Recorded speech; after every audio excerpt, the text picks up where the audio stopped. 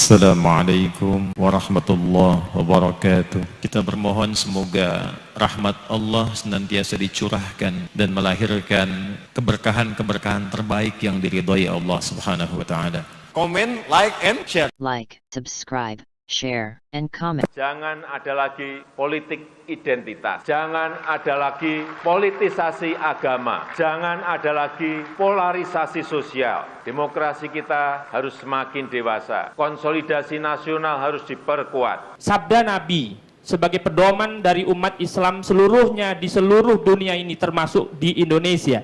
Misalnya Allah Subhanahu wa taala berfirman, la khaira fi katsirin min najwahum illa man amara bi shadaqatin aw ma'rufin aw islahin bainan nas. Tidak ada kebaikan ucapan di antara mereka kecuali ucapan yang memerintahkan kebaikan atau perintah untuk melakukan sedekah atau islah atau mendamaikan orang-orang yang bersengketa. Kita melihat semua kekacauan di dunia ini rata-rata disebabkan oleh karena perbedaan-perbedaan karena kepentingan politik. Oleh karena itu terjadilah pertumpahan darah yang tiada manfaatnya bagi kemanusiaan sama sekali. Harus mengingat kepada sabda Nabi SAW bahwa Nabi Muhammad sebagai teladan umat Islam yang ucapannya universal diterima oleh akal yang sehat, bahwa silman qata'aka, sambung tali persaudaraan dengan orang yang memusuhimu, wa'ti man harramaka, dan berikan sesuatu kepada orang yang tidak mau memberikan apapun kepadamu, wa'fu amman zalamaka, dan maafkanlah orang yang berbuat zalim kepadamu, kumu bidzawahir wallahu yatawallas sarair. Kami menghukumi sesuatu itu berdasarkan lahiriahnya, dan adapun urusan niat itu diserahkan kepada Allah Subhanahu wa taala. Itu kita sepakat. Saya kira ini merupakan sesuatu yang dimaklumi oleh setiap umat Islam di Indonesia. Dan umat Islam saya kira juga harus kembali kepada ayat Al-Qur'an, alladzina yunfiquna fis sarra'i wal dharra'i wal kadhiminal ghaidh. Orang-orang yang menahan amarahnya. Umat Islam ini sudah seharusnya menahan amarah demi kepentingan bersama kesatuan persatuan negara Republik Indonesia. Saya melihat ini indikasi sudah dipolitisir untuk kepentingan-kepentingan pada masa yang akan datang. Dan ini sangat berbahaya. Janganlah kepentingan politik itu menghancurkan kesatuan negara Republik Indonesia. Ini akibatnya akan sangat-sangat berbahaya bagi kita semua. Kita betul-betul harus mempelajari agama itu secara komprehensif. Seorang penganut Salafi Wahabi itu malah menjadi teroris. Rokok saja diharamkan, unjuk rasa saja diharamkan, bahkan menghina pemimpin juga diharamkan.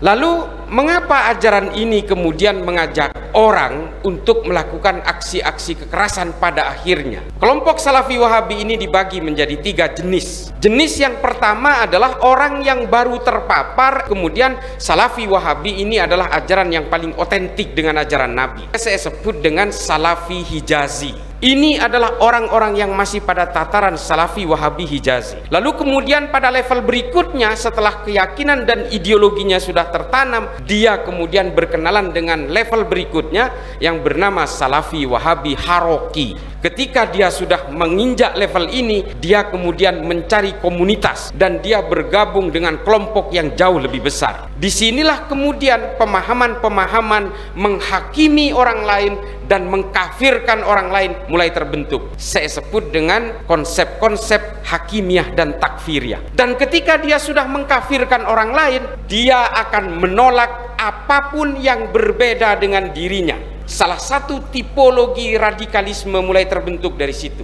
Lalu kemudian setelah dia mulai menyalah-nyalahkan orang yang berbeda, maka dia kemudian akan menyalahkan orang yang jauh lebih besar, mulai dari keluarga, mulai dari kecamatan, sekabupaten, seprovinsi, hingga akhirnya dia menganggap satu negara ini adalah orang-orang jahiliyah semua. Muhammad Qutb dalam salah satu kitabnya Jahiliyatul Qarnil Isrin, saja teroris punya kitab ini. Setiap teroris yang ditangkap punya kitab ini sebagai alat bukti. Konsep-konsep hakimiyah dan takfiriyah ini juga ditulis oleh salah seorang pemikir ideolog dari kelompok Salafi Wahabi yang kemudian melahirkan ajaran-ajaran berbasis organisasi Ikhwanul Muslimin, Hasan Al-Banna dan Sayyid Qutb. Sayyid Qutb ketika dipenjara oleh Presiden Gamal Abdul Nasir di Mesir, dia menulis 2 buku yang kemudian menginspirasi gerakan-gerakan teror di seluruh dunia hari ini. 1, terjemahan Al-Quran fi Dhilalil Quran. Yang kedua adalah kitab protokoler politiknya Said Qutb yang bernama Ma'alim fil Thoriq. Seluruh teroris yang ditangkap punya dua kitab ini. Ini persoalan-persoalan alat bukti dan itu ditemukan semua. Tapi dari mana seluruh pemikiran-pemikiran Said Qutb dan Muhammad Qutb ini berasal? Paling awal dicetuskan oleh salah seorang pemikir Islam abad pertengahan yang bernama Ibnu Taimiyah.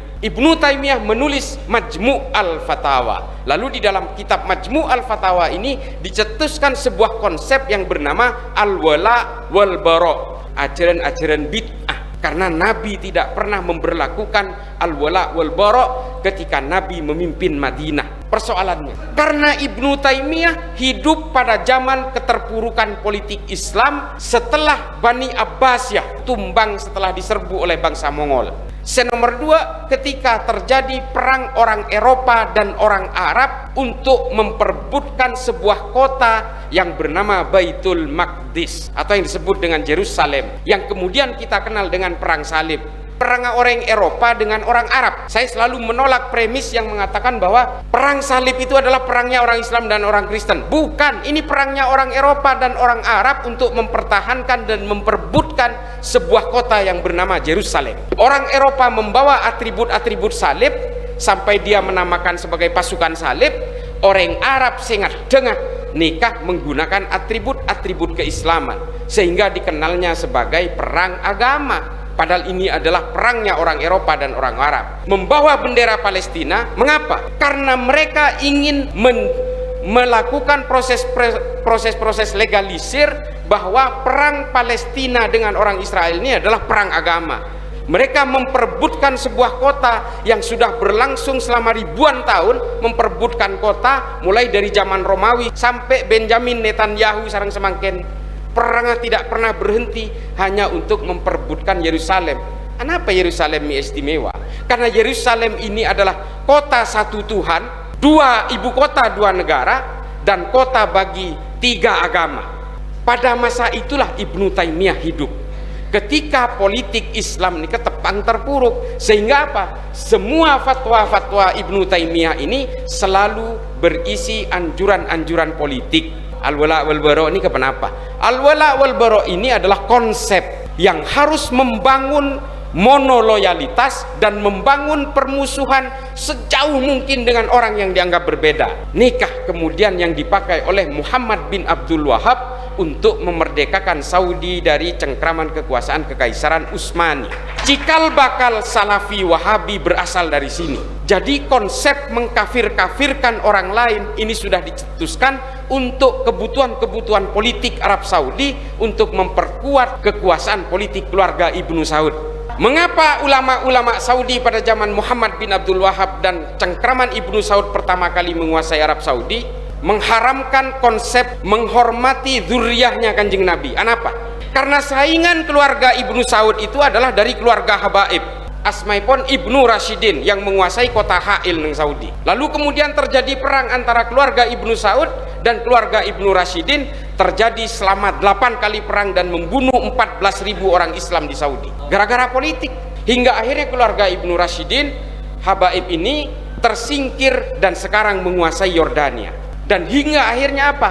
Keluarga Ibnu Saud betul-betul mencengkram kekuasaan politik kerajaan di Arab Saudi hingga hari ini. Tapi karena memang kerajaan ini harus mengamankan kekuasaannya, sehingga kemudian para ulama memutuskan setiap usul fikih yang dikeluarkan oleh mereka harus betul-betul menjamin kekuasaan keluarga kerajaan Ibnu Saud. Mengapa mereka mengharamkan maulid? Karena kerajaan Arab Saudi, keluarga Ibnu Saud paling takut dengan kerumunan masyarakat, sehingga maulidan harus diharamkan. Ulama-ulama Ahlus Sunnah wal Jamaah harus dikunci pintunya dan tidak boleh memberikan daurah-daurah dan halakoh di masjid-masjid Haramain. Keluarga Al-Maliki sampai sekarang itu masih dikunci, tidak boleh memberikan tausiah-tausiah kepada masyarakat. Yang bersifat gerakan-gerakan dan perkumpulan masyarakat selalu diharamkan. Karena apa? Keluarga Ibnu Saud ini paling takut dengan kerumunan-kerumunan masyarakat. Makanya kemudian maulidan diharamkan, tahlilan pun diharamkan, termasuk perkumpulan-perkumpulan budaya lokal juga, musik diharamkan. Karena keluarga Ibnu Saud paling takut dengan perkumpulan masyarakat yang menyatu dalam jumlah banyak takut memberontak kepada keluarga Ibnu Saud. Lalu kemudian dipesan kepada para ulama Wahabi seperti Al-Utsaimin, Albani, Abdullah bin Bas, kemudian diputuskan usul fikih ini haram, itu haram, itu haram, untuk mengamankan kekuasaan politik kerajaan, untuk kekuatan politik kerajaan Saudi. Lalu kemudian dialirkan ke sini dengan budaya yang berbeda, dengan konsep keislaman yang jauh berbeda dengan Saudi. Agama itu bukan ideologi, bukan, dipastikan bukan. Tafsir-tafsirnya ideologis, iya. Sehingga apa? Ketika mufassir, ahli tafsir itu hidup pada zaman perang, produknya, produk tafsirnya tentang perang. Ketika mufassir itu hidup pada zaman keterpurukan politik, produknya tentang politik. Salah satu contoh tafsir-tafsir dan ijtihad-ijtihad dari Ibnu Taimiyah ini adalah tentang politik. Majmu' al-Fatawa tentang konsep al-wala wal bara, Ta'liq as-siyasatus syariah, ini kan tentang kegiatan-kegiatan tarik ulur politik. Kita tidak mau membaca ajaran orang, kita terlalu alergi untuk membaca ajaran orang. Lalu kemudian saya berusaha membaca literatur-literatur, mulai dari Abu Bakar Ahmad Ad-Dinawari, kitab-kitab Ibnu Khaldun Al-Muqaddimah Al-Ibar, saya baca semua tulisan-tulisan Imam Al-Ghazali, saya baca tulisan-tulisan Ibnu Rushd, Imam An-Nawawi, termasuk sejarah-sejarah At-Tabari, Ibnu Katsir, Ibnu Athir, Ibnu Mas'udi, Imam Suyuti, semua saya baca. Lalu kemudian otak saya terbuka bahwa ternyata alam beragama saya ini tidak sesempit di mana saya berdiri. Dan saya juga tidak hanya puas di situ saja, saya membaca buku-bukunya orang-orang yang bahkan tidak percaya kepada Tuhan. Kitab tokoh-tokoh ateis Eropa, Karl Marx, Das Kapital, L'État et la Révolutionnya Lenin, kitab-kitabnya Feuerbach, baca bigula, teori Darwin, baca, Ernest Bloch, nikah pemikir-pemikir yang anti Tuhan, baca bigula, gendimma otak manusia saja. Karena dan kula percaya jeda pemikirannya Ibnu Rushd dalam kitabnya Tahafud at-Tahafud, menabi orang ini cuma maca situng buku lalu menganggap buku itu adalah kebenaran mutlak, maka dia akan menjadi boneka-boneka peradaban. Perkaya kita dengan literasi, mengendalikan rakyatnya sendiri di Saudi, dia juga harus mengendalikan masyarakat Islam di luar Saudi. Tujuannya apa? Supaya kekuatan Saudi untuk mengelola dua kota suci itu harus tetap dikuatkan. Mengelola dua kota suci, Al-Haramain, Mekah sareng Madinah, maka kekuasaan politik kerajaan Arab Saudi akan juga runtuh. Lalu kemudian dieksportasi ajaran ini kemana-mana, sampai ke Bosnia Herzegovina, sampai ke Indonesia, sampai ke Pakistan, sampai ke Sudan, Nigeria, Somalia, Republik Afrika Tengah, sampai ke Thailand Selatan, Sri Lanka, Bangladesh, semua diekspor dengan aliran uang. Semakin sadar insaf, tapi membodohi masyarakat hanya untuk kepentingan-kepentingan politik dari kekuasaan-kekuasaan Ibnu Saud di Arab Saudi, ya toren. Saya hanya ingin membuktikan di sini kepada kawan-kawan Nahdien, de bapak, de para sepuh saja, ingin memastikan kepada teman-teman Nahdien bahwa kelompok Salafi Wahabi ini memang tujuannya adalah ingin menumbangkan Nahdlatul Ulama. Seorang akademisi dari Tillman University, asmaipun Phil Caruso, dia mengatakan bahwa jika ingin menguasai Indonesia, jika ingin menumbangkan Indonesia, maka tumbangkan dulu Pancasila. Tapi jika ingin menumbangkan Pancasila, yang paling utama adalah menumbangkan Nahdlatul Ulama. Nikah kajian akademis, nikah riset. Mengapa NU ini kemudian dianggap sebagai poros utama dari tegaknya bangsa ini? Menurut Phil Caruso ada dua hal. Sesitung, NU tidak punya sejarah menghasut untuk saling membenci satu sama lain dalam segala perbedaan di Indonesia. Hadanallahu iyyakum ila dinil haq. Billahi taufiq wa hidayah. Assalamualaikum warahmatullahi wabarakatuh. Takbir. Takbir. Takbir. Kejayaan akan kembali ke tangan umat Islam, insya Allah. Tetap yakin. Saya Karin mohon undur diri. Subhanakallahumma wa bihamdika asyhadu an la ilaha illa anta astaghfiruka wa atubu ilaik. Wal hidayah. Wassalamualaikum warahmatullahi wabarakatuh. Terima kasih. Terima kasih. Wassalamualaikum warahmatullahi wabarakatuh.